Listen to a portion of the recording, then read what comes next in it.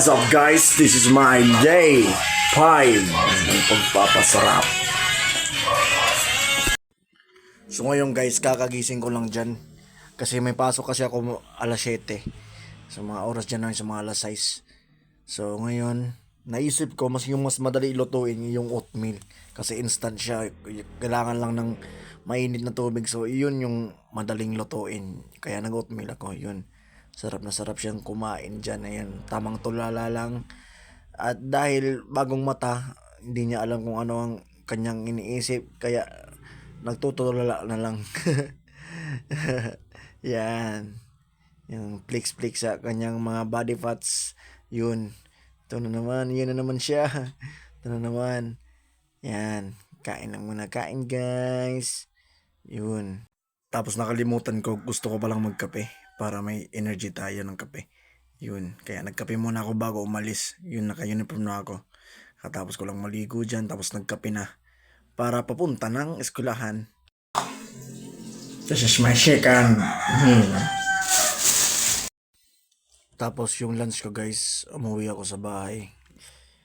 Yan, bumili ako ng 2 itlog. Yun, hindi ko na siya tinimbang pero yung kanin lang yung tinimbang ko, yung 100 grams lang ng rice, na white rice. At saka sitaw, hindi ko na rin siya tinimbang kasi nawala yung timbangan ko. So yun. Pero so far guys, pasok pa rin sa calories natin.